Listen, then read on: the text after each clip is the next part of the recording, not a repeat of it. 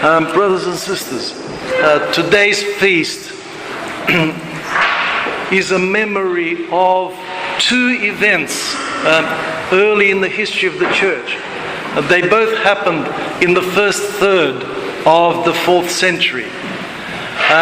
The first event was the finding of the true cross by Queen Helen, and she is over there somewhere in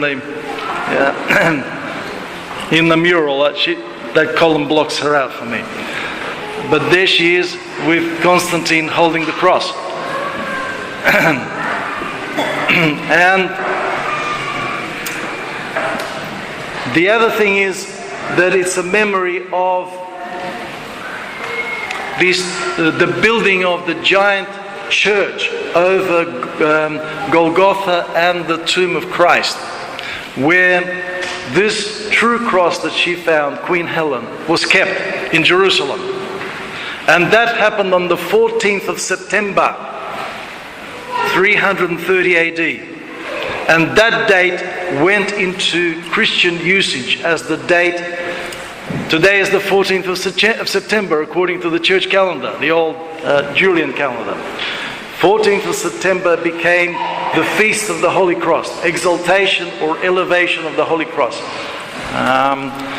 And if we contemplate the historical significance of those events, it was indeed a victory, a triumph of the church, because Christ came and he brought salvation and he established the church. But the church, over the next almost 300 years, had to fight the world, had to fight the strongest empire that ever existed, the Roman Empire. And it won. It defeated the Roman Empire. The emperor himself became a Christian, Emperor Constantine, son of Queen Helen.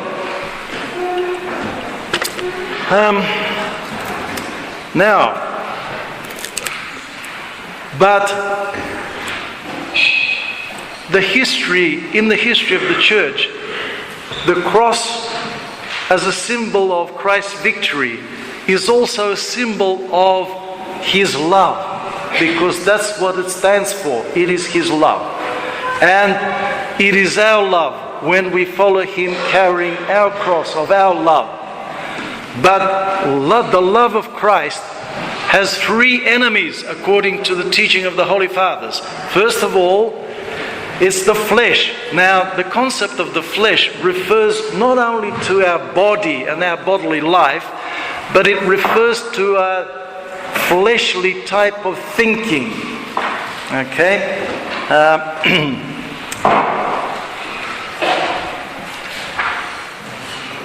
Then the second enemy is the world, and the third enemy is the devil himself. What does our flesh say to us? Our whole thinking, the fleshly thinking. It says, do what you want to do. What does the world say to us? It says, yes, do what you like. Do what you want to do. The world encourages us to listen to our fleshly thinking. Not spiritual thinking, but the desires of the flesh and desires of selfishness. That's what it stands for. It's our selfishness. And thirdly, what does the devil say? Well, the devil says exactly the same thing that actually Peter said to Christ, and Christ called him Satan, because Peter said, after hearing about the cross, he said, "Teacher, why do you need to do this? Have pity on yourself." And this is what the devil keeps whispering to us, every one of us. Have pity on yourself. Don't try too hard. Enjoy your life. Why do you need to make these sacrifices? You're number one. But the light I was going to say that historically, of course, these three things act like a sort of hypnosis, a triple hypnosis,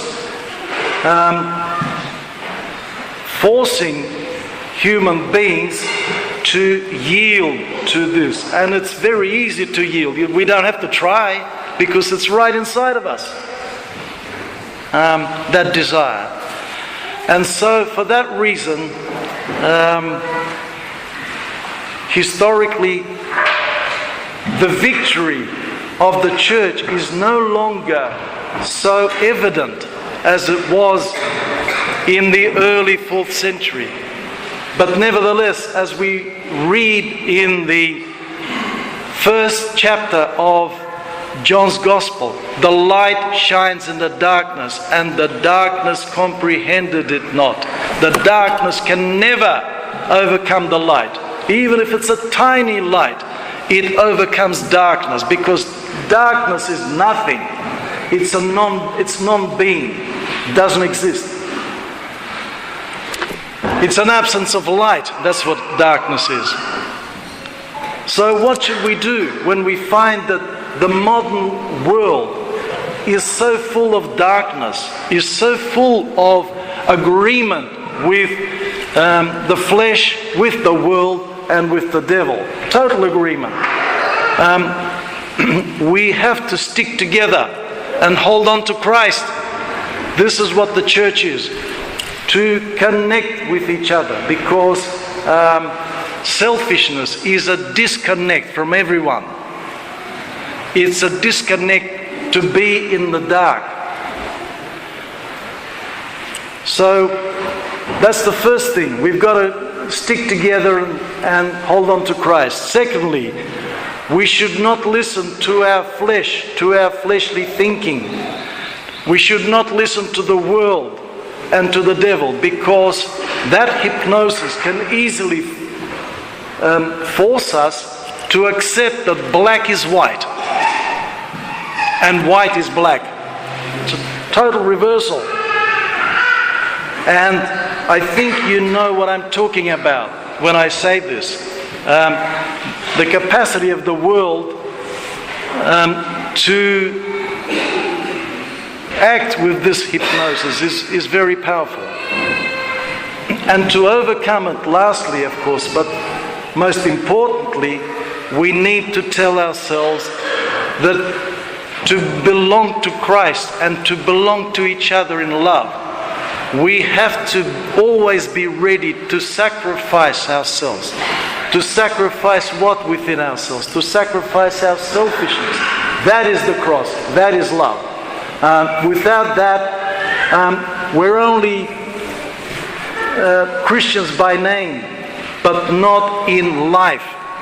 To live the Christian life is to be ready to follow Christ, who says, "He that follows me and does not want to carry his cross is not worthy of me." And that type of Christianity agrees with the world and says, yeah, that's all fine.